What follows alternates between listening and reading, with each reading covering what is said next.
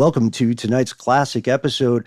Like anybody else, the three of us constantly wonder, how can we build a secret moon base? Always. Yeah. Keeps me up nights. Well, yeah, and why not build a secret moon base? Right? I mean, if we can get there. Well, and if we were to build a secret moon base, what protections could we put in place so a portal to hell doesn't open up and it end up like the Event Horizon? Not to be confused with Project Horizon.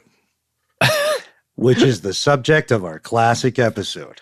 Yeah. I mean, if you're the Department of Navy, the Department of the Army, it's late 1959, you're like, man, how are we going to put a base up there if we actually do this thing? We got to get that moon on lock. You got to lock that down. If only there were some sort of space force, dare I say? It's interesting. We originally recorded this in, I want to say, July of 2019, and not to brush our shoulders too hard, but on December of 2019, the U.S. created Space Force. Space Force. Let's dive right in. From UFOs to psychic powers and government conspiracies, history is riddled with unexplained events. You can turn back now or learn the stuff they don't want you to know. A production of iHeartRadio's How Stuff Works.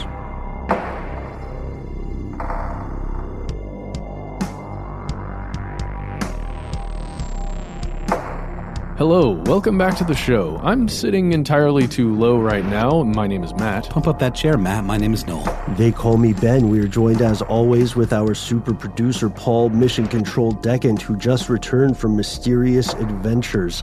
Thanks for coming back, Paul. Most importantly, you are here, and that makes this stuff they don't want you to know. So how's everybody doing today before we get into this? I spoke with Mission Control a little bit before we went back on the air, asked him if he was okay. He gave me a thumbs up. Paul, we still on thumbs up status? Okay. Just for the record, we re-recorded this intro, so I don't know how many times we can ask Paul to give me a thumbs up before he's tired of it. How many times has this happened?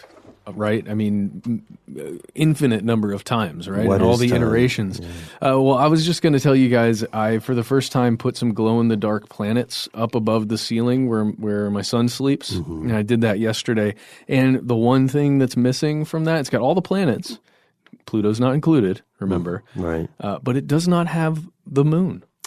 It doesn't have the moon. There's a really cool moon globe you can get. And there's also a glow-in-the-dark three-dimensional moon sphere we could get for him. That one is really awesome, and I'm looking to get that one day. A day that doesn't break the bank? Yeah, because these things were real cheap.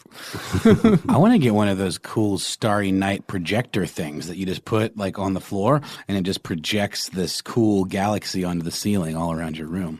And I'm 35, so I'm into stuff like that.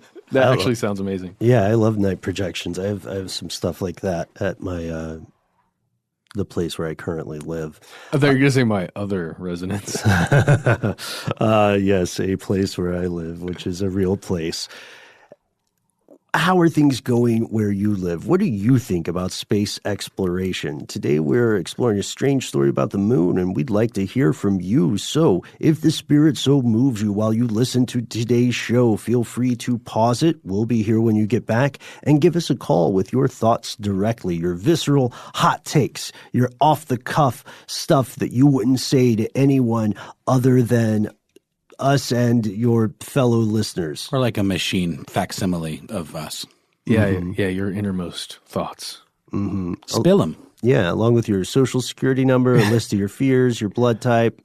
But really, we need your innermost thoughts to fuel our machine, our infernal machine we've created here. Try to keep them limited to the 3-minute mark, right? Yeah, if you want to. Or just leave a bunch of messages. That's fine. That's Matt's favorite thing, when you hit our call-in line and leave 15 messages because he gets a notification. Yeah, we mentioned one person, I think, on the last episode, Ben. That person hasn't called back again yet. Maybe she knew we were talking about her, fourth dimensionally. Jennifer, right? Maybe. Feel free to keep calling, Jennifer. But if you want to take a page out of Jennifer's book and share some information with your fellow listeners, you're probably wondering if you just pick up the phone and start talking. Almost. You have to hit a numerical code first. Yes, that's 1-833-STDWYTK. That's just stuff they don't want you to know. Every time we say that number, it feels like there's going to be an AM radio talk show tag on where it's like, in the morning. Down the moon. Yes, the moon. We have been there, not the four of us personally, and odds are not most of us listening, but our species has. It's pretty easy to prove this is the case. However, it is completely, absolutely understandable, I would argue, that folks could be skeptical about this claim. After all, the timeline's really weird. Yeah. So our entire species, out of everybody, our entire species, one country landed people on the moon, and they only did it 6 times. And they only did it between 1969 to 1972, at which point they just stopped. Yeah, for no reason other than it's really, really expensive, and there's not much going on up there officially. Right. And it's pretty dangerous, right? And it's a dangerous expedition, one of the most dangerous trips those people would have ever taken in their lives. Today's episode is about the idea that we did not stop going to the moon. So, and that perhaps the reason we went up there was not what was told to the public in the world. Exactly. So to get our heads around this, first we have to start with the facts. So here they are. And side note, we would love to hear any counter arguments about this, because I am certain that some of us listening, as soon as they heard me say, yeah, we went to the moon. And it's pretty easy. Right. Well, it's to show that we got there. Yes, we will have some examples, some arguments for why that is the case, and we want to hear your arguments against it. So, boom, we're back in the 1950s. This is the moon, what we did and how we did it. It's 1950s. The United States is locked in a race with the Soviet Union for domination over everything, especially space. The new frontier. And, this is all just more Cold War stuff after we, as in the Soviet Union and the United States, were victorious during World War II. We're trying to figure out who is the superpower. And then on January 2nd, 1959, there's this thing called the Soviet Luna 1 spacecraft, and it made the first official flyby of the moon at a distance of 3,725 miles, that's 5,994 kilometers, from the moon's surface. So it's that far away from the moon, but again, this is a huge achievement because it's the first time we've ever gotten a piece of human machinery that far out to the moon and then successfully, essentially looked at it with a piece of technology that we created. On September 12th, 1959, they landed the second lunar mission. Mm-hmm. And it's strange because the way you'll hear that described is they impacted the moon. Yeah. Which we have to remember, for the time, it was a really big and amazing deal just to be able to hit that moving target. Oh, yeah. That's amazing. The math involved is so far beyond my comprehension that it's crazy that they could even attempt to do it. And then on May 25th, 1961, severely freaked out by the success of the USSR, President John F. Kennedy issues a challenge in his speech to Congress when he says, "I believe that this nation should commit itself to achieve the goal before this decade is out of landing a man on the moon and returning him safely to Earth." And see, that was right after one of Dr. Feelgood's injections of what we now know was methamphetamines. Is that right? Yes. Kennedy? Yes. Is that what made him talk like that? It was exactly what it was. No, it was less the accent and just more of the energy, the pep. Let's go to the moon. Yeah.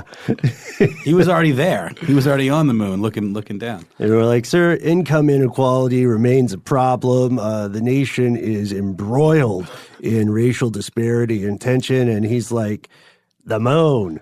Yeah, the moon. And also, where's the doctor? Where's the die? Call Marilyn. Yes.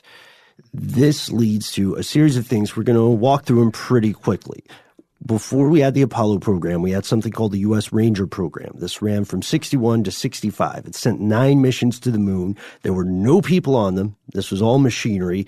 In 62, the Ranger 4 reached the lunar surface, but it impacted. It crashed, and it wasn't able to send any data back. So we just managed to make a very expensive bullet, essentially. Yeah, and a small crater. Mm-hmm. But hey, congratulations, we had an impact, right? That's how it would be written in some kind of board room where they're having, hey, look, we made an impact. We made an impact. We literally made an impact. 2 years later, Ranger 7 captures and sends back 4,000 photos of the moon before it hits the surface and also goes kaput.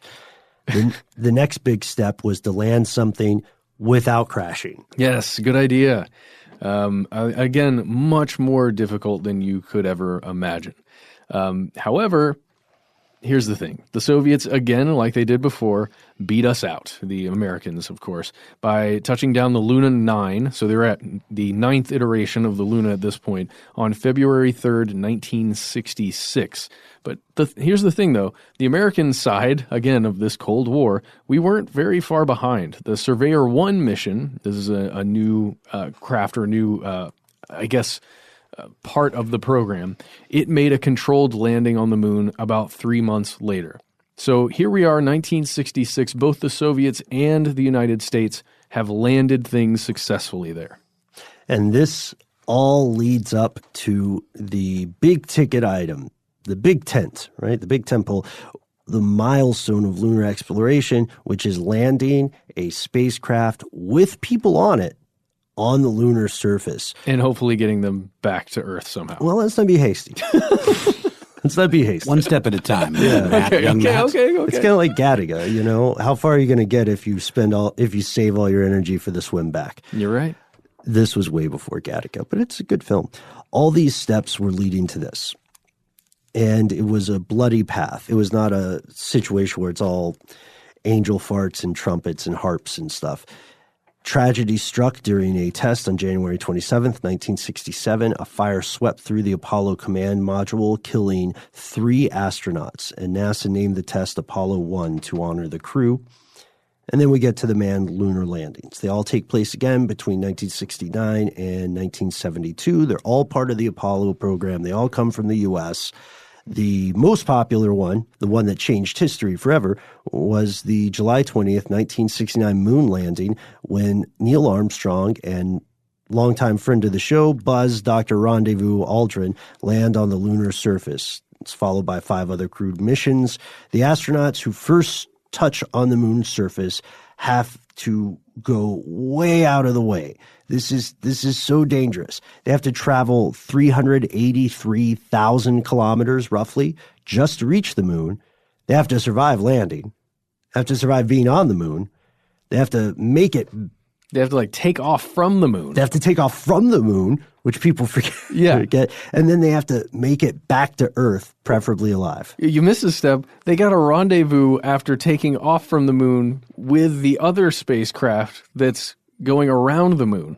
Right. Dock successfully, then make it back. That's a good point. So you can see just from all the dangers involved there why people would be skeptical, especially when, again, the argument is that there are so many problems on this planet that we can solve through mundane means. You know, why are we sending just 6 missions to the moon and quitting? Why did we quit? Right. So there have been tons and tons of uncrewed landings, which persist in the modern day. And as you can imagine, it's way less risky, way less expensive. And now we get to the question of how we know that we, being humanity, got there some way. There are a number of ways to prove human beings visited the moon. First, we have pieces of it. We have literal pieces of it. It's illegal for us to buy them because we're apparently not cool enough. But thanks for writing back, NASA. But humanity has them. Have you guys ever seen that movie, Apollo 18? I have not. Is that the same as Apollo 13? The Tom Hanks It's one? almost the same thing. It's just 5 missions later. 5 more. So Apollo 17 is the last manned mission to the moon that occurred. Mm-hmm. This one is about the next one and what they find. And spoiler alert, there's some naughty moon rocks up there. That's all I'll say. Naughty moon rocks? Yeah. I guess so endearing when you describe stuff as naughty. Yeah, moon rocks is like a weed thing. Oh, it is? Yeah, it's like some really concentrated like weed thing. Oh, really? I hear it in rap songs. I only know that's what I Oh. Well, it's not that. Okay. But anyway, watch it. Or is it? Yeah, so astronauts working for NASA brought back about 842 pounds of moon rocks from the lunar surface for scientists to study, although it would be great if it were 842 pounds of marijuana that they brought back. The thing about these rocks is the oldest ones are 4.5 billion years old, wow, which makes them 200 million years older than the oldest rocks on Earth. Whoa. So it's a pretty good argument. You could also say, well, maybe they just collected 842 pounds of meteorites, right, yeah, that landed on Earth. But the moon rocks have characteristics that are unique to them. And then there's the other idea, which is that you can see stuff reflected on the moon. You can see the retroflectors. You can see the flag, which is still there, which is a little gauche on our part, but how inspiring. Anyhow, these are just some of the things that you can see on the moon. And so far, in 2019, this is the official narrative, at least the very broad strokes of our species' collective quest to reach the moon. But what if there's more to the story? Yeah, what if instead of faking the moon landing, the way so many of us at least have pondered,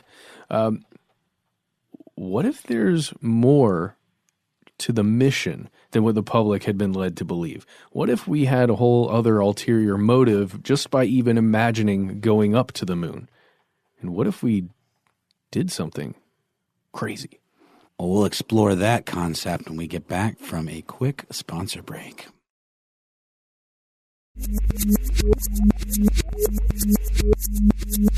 Here's where it gets crazy.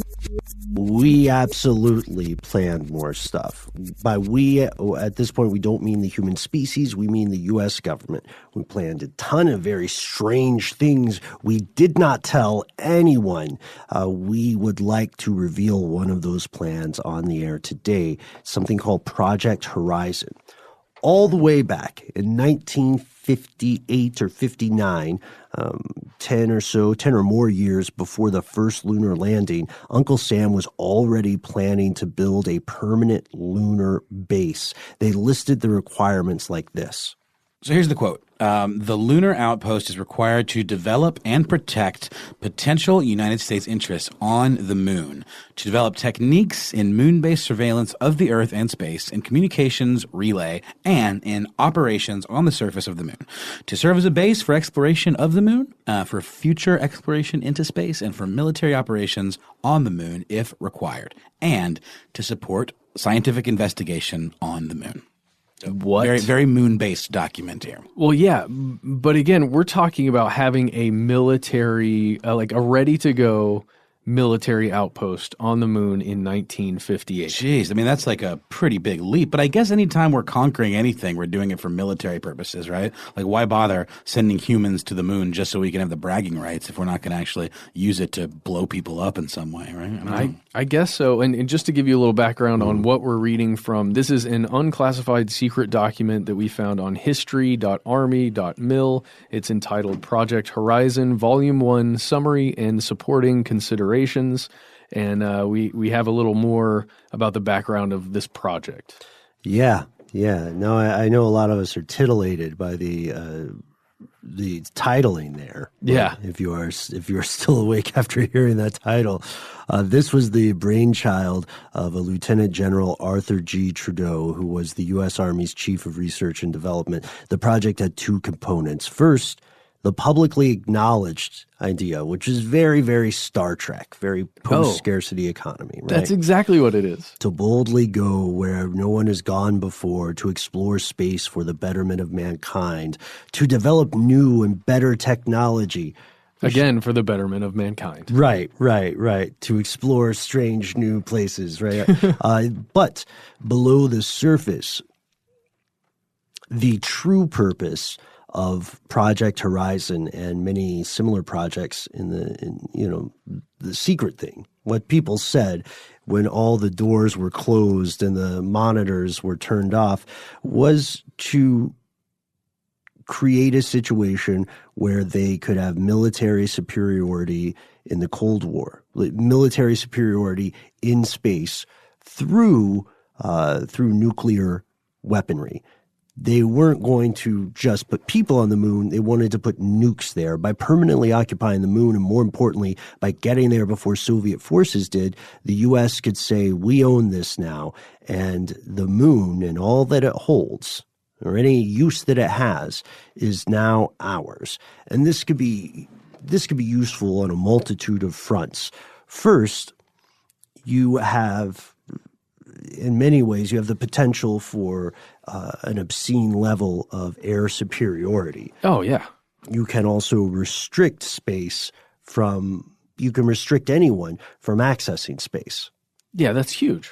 You've got a moon base on that thing that's just looming over the planet at all times. You can observe anything that the moon can see, you can then see, right? Which is a little difficult to plan for. Well, I guess not really. You could do all of your research somehow, I don't know, underground or outside of the moon's view somehow. Right, radiation shielding would have to be a big part. You could also, for example, make a tremendous amount of money because you would have a monopoly on lunar travel. There you go. And millionaires existed back in the 50s as well as the 60s. So it's quite conceivable that they would pay any price to get to the moon if they were allowed to. The Army could also have massive surveillance capabilities. There would be no such thing as a secret area of the USSR unless it was buried deep, but even then you could see it being constructed. I mean, it just feels like there wouldn't be as much of a space race kind of situation if there wasn't some military angle at play, right? Right. I mean, it seems like any time that the U.S. is like, oh, we better catch up with the Russians because they don't want the Russians to have the upper hand. It's less of a reputation thing, and to me, it seems like more of like a strategic thing. Well, yeah. I mean, think about this last bit that we were talking about, the nukes. Mm-hmm. If you had nukes on the lunar surface so they could be launched, let's say with a dead man's hand kind of situation where if Washington, D.C. gets attacked, if New York gets attacked, if all of it gets wiped off the face of the earth through Soviet missiles, then there are still lunar nukes coming at you. Right? No matter what you do to the United States mainland or any of its other outposts, there still will be nukes on the way. They might take a while, but they're headed your direction. That's a very, very good point, because even if every single part of the U.S. security structure is disabled, they're going to have a tough time hitting the moon, right? You can also vastly improve radio communications, at least for the time. So it's clear that we can see this. It's clear that it has advantages, and I enjoy what you pointed out, Noel, which is, I would say, not just any endeavor like this, but all wars and expansions are about controlling resource and access, you know? So it's not out of the goodness of their hearts that they planned this. The Pentagon said, okay, let's think about this. Let's figure it out. So they turned Project Horizon over to one of the only people they felt qualified to study its feasibility. A person will be familiar to many of our longtime listeners today. That is Wernher von Braun. Yeah, so the Pentagon turned Project Horizon over to Wernher von Braun. And at this point, he was the head of the U.S. Army Ballistic Missile Agency, or ABMA. Personal favorite. It's almost ABBA. Yeah. That's neither here nor there. But von Braun was able to assign the study to one of his German colleagues who also had been brought to the United States as part of Operation Paperclip, which we've discussed on the show. I think it's one of your personal favorites, Matt, if I'm not mistaken. I hopefully it's a show favorite because it's just one of those weird things in history that occurred that we don't like to think about. Really happened. Quick little summary. One of Germany's most important and least known at the time popular exports post-World War II was former Nazi scientist. Yeah, minds. Great minds that put together the technology that was used to overcome most of the rest of the world's military might. The U.S. got them and Russia got them too. They were also, the Cold War had already begun. So Operation Paperclip was the secret program to spirit these scientists away without the U.S. public learning about it. And Werner von Braun was one of those men. And one of his men, his top man for the job, was a man by the name of Heinz Hermann Kohl. And over the next 90 days, this gentleman divided up the project into pieces and assigned each part to a military department that was most well suited to study it. The ABMA would evaluate the type of rockets and space vehicles that would be required. And then the Signal Corps would study the radio and communications needs, and the Corps of Engineers would propose the best methods for constructing, maintaining, and expanding a habitable outpost on said moon. And see, they're compartmentalizing here. They're very intelligent in how they're doing this. None of the components know necessarily exactly what the others are doing. There's Bob Lazar, of all people, that we've discussed on this show before, a guy who purportedly worked at Area 51 or near Area 51. I think it's Site 4 or something like that that's near Area 51. He recently went on the Joe Rogan show, and he was discussing particularly this, the compartmentalization of studying something like this, how you'll get basically a title, kind of what we see when we look in the DARPA website. You get a title of a project and a one paragraph that tells you what that thing is. So you'll know that, okay, someone over here in this project is studying the propulsion system. Somebody over here is studying aerodynamics, part of this, if you're going to, let's say, create a flying saucer. In this case, Heinz I like Cole. Yeah, Cole. He's doing this exact thing with building a moon base. Right. And he was an aeronautical engineer who made the first forays into the design of the rocket that we now know as the Saturn I. Wow. You cannot buy your own Saturn I. Again, thanks for writing back, NASA. I was just curious. But you can buy a top-notch Lego model based on it. Oh, and the company, Saturn, did make some fine vehicles for a while there. Funny you mentioned that. Yeah, I wrecked 2 of them. It's true. They will keep you alive. But back to Horizon. So the final report, which was titled Project Horizon, U.S. Army Study for the Establishment of a Lunar Military Post, was given to the Pentagon in June of 1959 in 2 volumes. The first was a summary that presented the main conclusions of what we would want to do, the high-level thing, right, the one the execs would read. And the second gives a longer and more detailed analysis. And we'll tell you what was in this report after a word from our sponsors.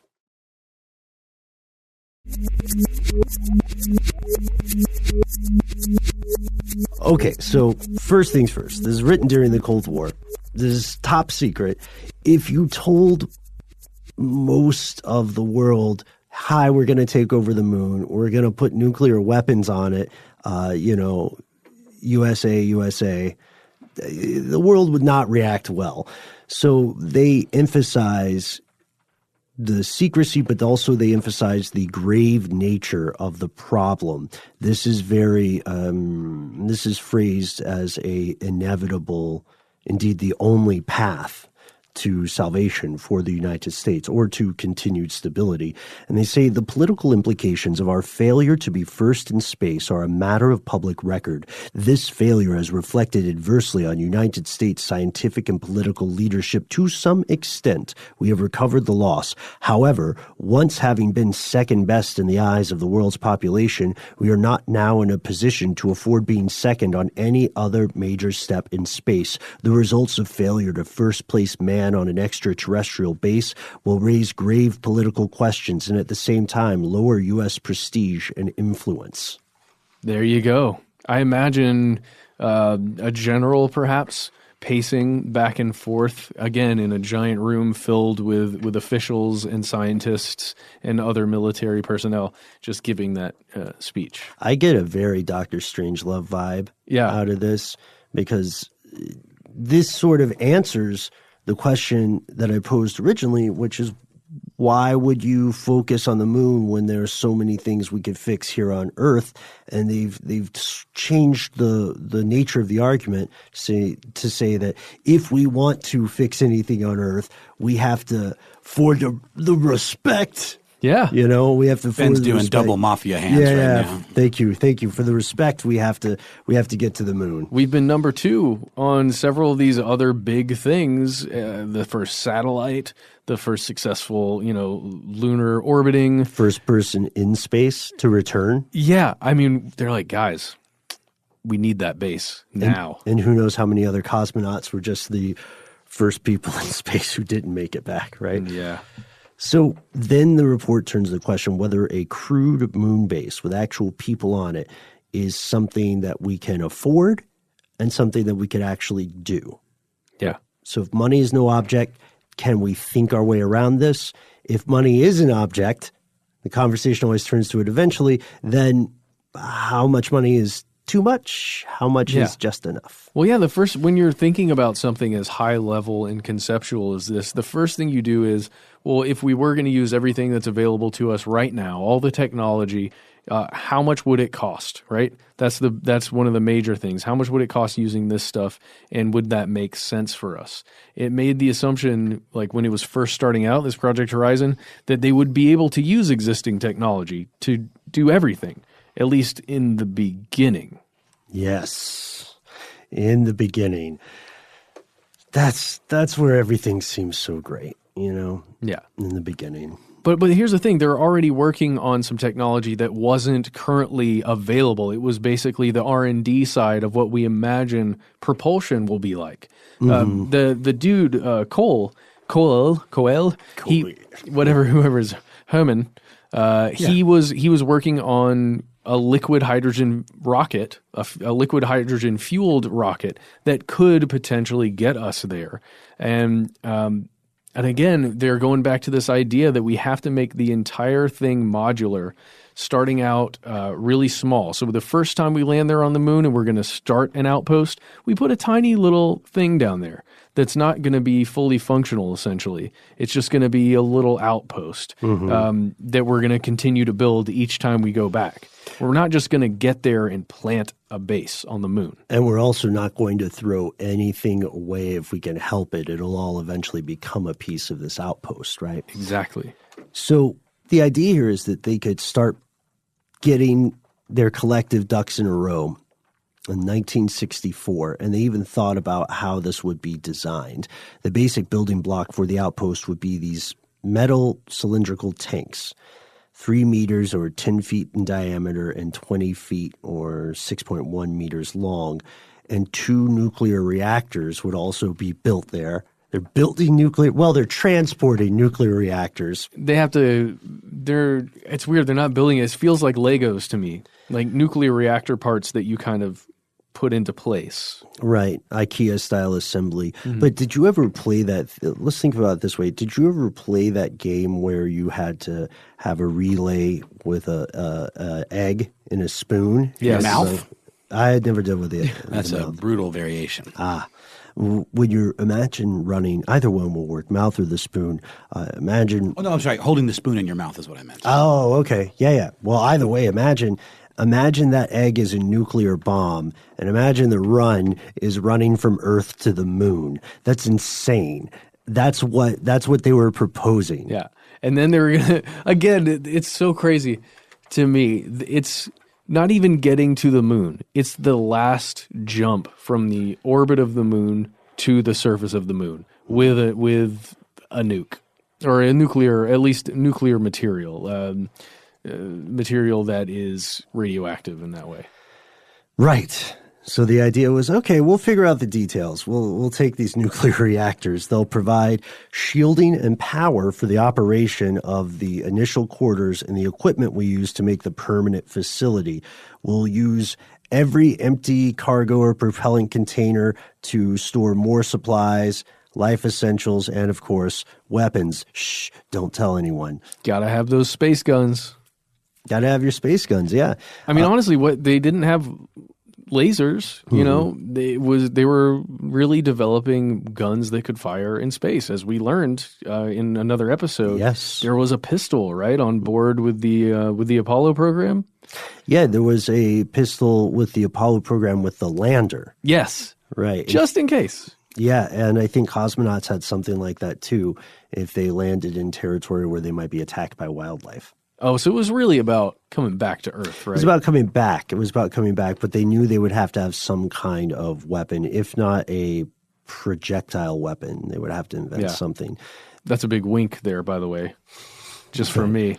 That was in case they were aliens. I'm just saying. Yes. They had two types of surface vehicles.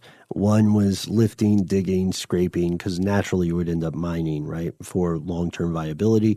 Another was for extended distance trips, a little lunar road trip, you know, hauling, reconnaissance, rescue, maybe a great sound system. Who knows? Just playing music across the whole of the moon. Mm-hmm. And they had this mapped out in phases, as you said. At the conclusion of the construction phase, the original camp quarters would be converted into a laboratory, and the basic outpost, just to get the basic stuff that we've already talked about, would need about 150 launches, specifically with Saturn rockets. 150 launches. Didn't quite get there. Yeah. That's so many. And we were talking with Marshall on our Mars episode. Marshall Brain, yes. About how many trips it would essentially take to get all the equipment and personnel out there.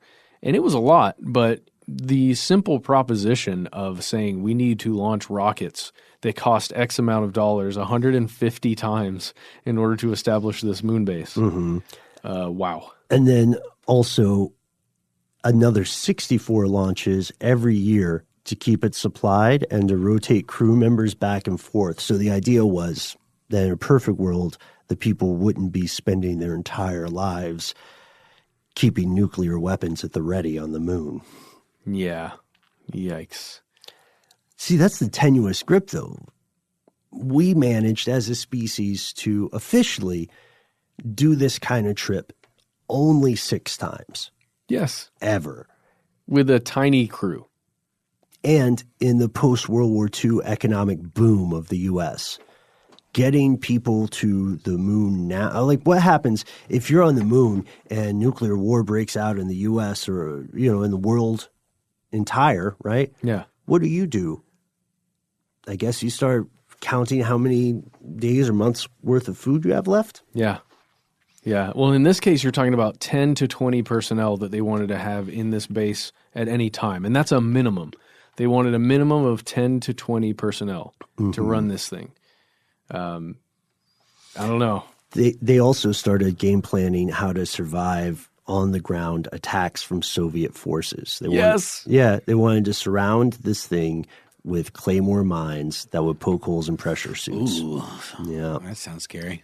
They also wanted to give the inhabitants small sub-kiloton nuclear weapons, similar to things that were used in anti-tank weapons called Davy Crockett's that were already existed. They were already in play. And the idea was that they could use these to blow up Soviet moon tanks. Yeah, so they had anti-personnel tactics to defend, also anti-vehicle tactics. And, you know, they're really, again, like, it's this conceptual thinking of war on the moon. That's really what they're imagining. They're using it for, you know, or at least they're imagining it as a weapon in itself, this moon base, but as well as treating it like a military outpost. It's so odd to me, but I guess it makes complete sense. And of course, speculation runs rife with this. They're planning anti-personnel weaponry, and they say it's for the Soviet Army, but the Soviet Army, as far as they know, doesn't have the technology to do this. So going back to your question, Matt, who are they really planning to defend themselves against? It's a great unknown. Yeah, so those moon rocks. I have Soundgarden's. The entire time I was working on this, I had Soundgarden's Spoon Man stuck in my head, but it was Moon Man, and I think it would be a worthwhile parody. Is that Spoon Man? Yeah. Come together with your hands. Spoon Face Man. Moon Man. Uh-huh. Yep. and we're sued. No, I'll write the lyrics as fair use as a parody if we write the whole thing, which I'm fine doing. So let's talk Turkey. Let's talk space Turkey, nuclear space Turkey. How much would this cost actually? So the total cost for the basic structure, the study concluded, would run in the neighborhood of $6 billion. That's in modern dollars, roughly 700 mil per year. The study also made a note that this was not much more than the U.S. was already spending on its nuclear missiles program. So it's a win-win. Hey. And I'm calling BS on those calculated numbers from 1958. Sure. I think it's easily 3 or 4 times that. Easily. I mean, you get private companies involved. It's tale as old as time, you know. This is the land of $300 hammers. Yeah. What was the estimate? I figure you might know this, at least the ballpark estimate of building the wall, like that whole thing. I think it was in the like tens of billions of dollars, right? Like 40, it was something crazy. 20, which wall? The border wall during the 2016 election. There were a bunch of estimates that occurred back around that time. And if you're just imagining building essentially concrete and rebar structure or whatever material is built out of on Earth, now you're going to build a structure on the moon, even with today's rocket technology. Wow. So here's the question. Did they really build it, they being the U.S.? Is that the stuff they don't want you to know? In the end, it looks like the same international politics that inspired Project Horizon also led to its early death. Neither President Eisenhower nor Soviet Premier Khrushchev wanted to spend tons and tons of money for a new arms race in outer space when they were already so busy waging multiple proxy wars on Earth. So they started negotiating treaties and agreements, reaching the consensus that stands today, at least officially, which is there shall be no nuclear weapons in space. No nation can claim a celestial body as its national territory. We will see how long that holds. We'll see how long that is the case. As far as we know now, there is no permanent base, no permanent crewed base on the lunar surface. Again, as far as we know, Horizon never progressed past the feasibility stage. Eisenhower rejected it, and the primary responsibility for America's space program was transferred to NASA, which is, of course, a civilian agency. While there may not be any current proof of a permanent nuclear base today, recently leaked documents reveal that no matter what was said at the time, the U.S. government, Uncle Sam, never ever stopped thinking about building a moon base. Secretly, when the microphones are off and things are closed at the Pentagon and people are just hanging out, secretly, the U.S. still very much wants to build a base on the moon and, furthermore, is planning to do so. They're worried now that new players have entered the game. And that's what brings us to a little thing called Project Artemis. Right, yes. Or just Artemis. Let's just go Artemis. So the Greek god Apollo, for whom NASA's Apollo program was named, Apollo had a twin sister named Artemis. And NASA's pitch on this is that this will be the banner under which humans return to the moon. The Artemis program was unveiled by NASA in mid-May, and the idea is that we'll put astronauts on the lunar surface in 2024. Preparations have already begun, but the problem is we don't know how certain it is that this will actually come to pass. So NASA is setting the maiden flight of its space launch system for next year, 2020, as we record this. It's a giant booster. It's taller than a 30-story building. It'll blast a crew capsule called Orion on an uncrewed mission to the moon and back. They're doing a dry run. And then in 2022, they will have a test with up to 4 astronauts. And then after that, they'll construct a small space station orbiting around the moon. And then they'll dock a lunar lander in 2024, assuming the world hasn't burned down by then. And then that same year in 2024, they'll have 4 astronauts fly in the Orion capsule to the station, get on board the lander, descend to the lunar surface. And then for the next three to 4 years, they continue to do that. And then they're really building a base. And one of the biggest problems, the issues, as tends to happen with space exploration, and I would say with NASA budgets in general, is this thing that we call sticker shock. It's, we have all these aspirations to do these incredible things, but the moment that we realize exactly how much it's going to cost, everybody, and especially Congress, because you've got elected officials, in the House of Representatives, the Senate, they see that kind of thing and they think, well, how are we going to convince the American people that this is worth it? We even run into that with podcasts sometimes, Certainly, with everything, because you really have to take it into consideration.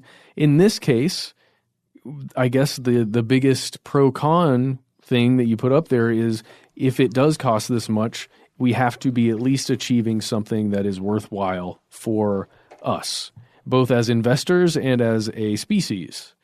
And sometimes it's tough to see that. Right. And then there's that argument about private versus public ability or infrastructure, right? We know that there are a lot of private companies who have taken up the flag of state-supported space exploration agencies, and they're making some serious progress. But do they have enough heft to get to the moon? Yeah. That's the tough one. It really is. And let's just get back to that price that we talked about with Project Horizon, that initial estimate from 1958 saying that it would cost in what is nowadays, now dollars, the entire program was going to cost around $6 billion, roughly $700 million a year. No way. Throughout the life of the project. There's no way, but that was the estimate, right? Yeah. So we're looking at an Ars Technica article where they're citing sources that have told them that the internal projected cost is $6 to $8 billion per year, rather than per the life, because we're talking about a project that spans from today, 2019, until 2028. That's a lot of money, and that's on top of the already existing budget that NASA works with, which is $20 billion per year. Right.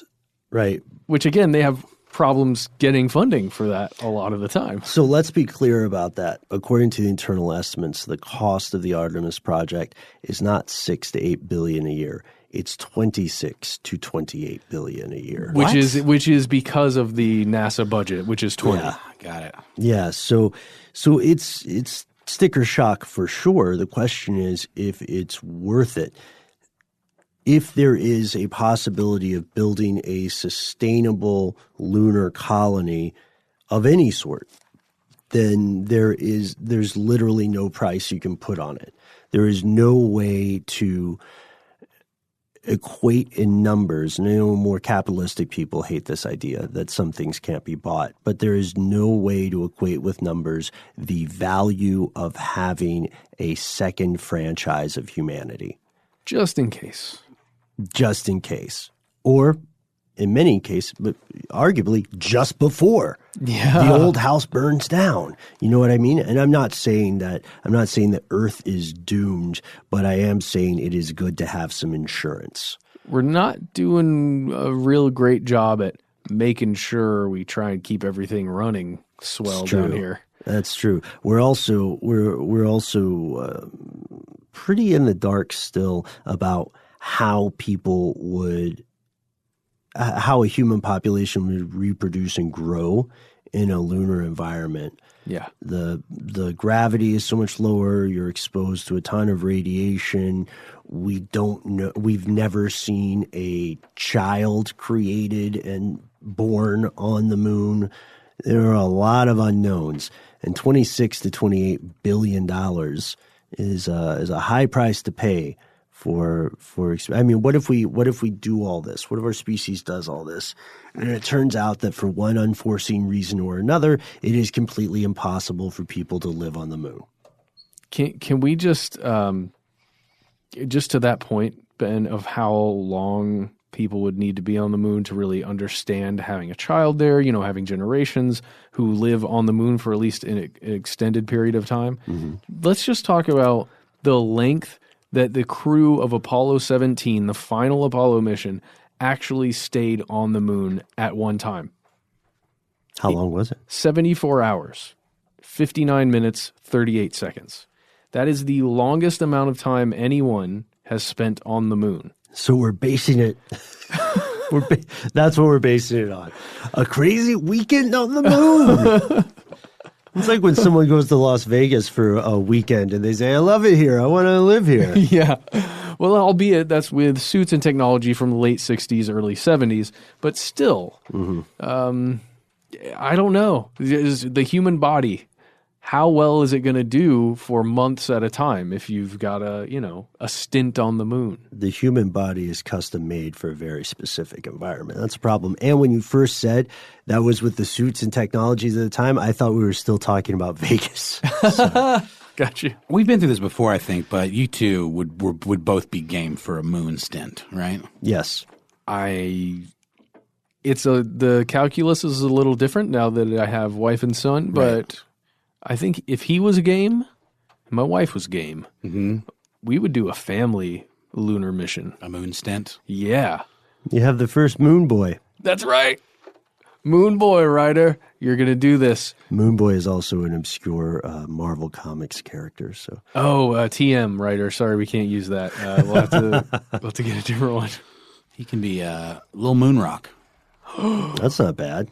Done. All right, cool. I don't know that I'd do it just for fun. If we were living in sort of a scorched earth post-apocalyptic situation, I think I would give it a go. But I don't think I would just do it, for kicks.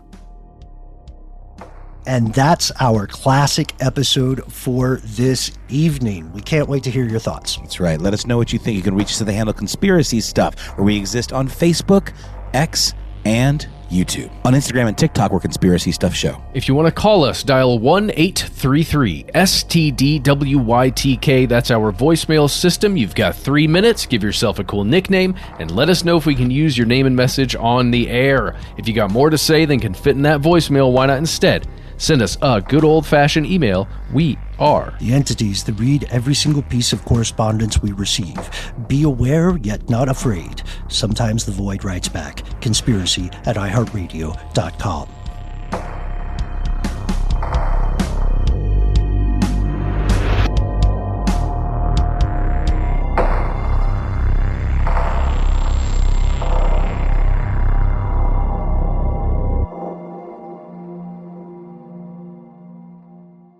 Stuff They Don't Want You to Know is a production of iHeartRadio. For more podcasts from iHeartRadio, visit the iHeartRadio app, Apple Podcasts, or wherever you listen to your favorite shows.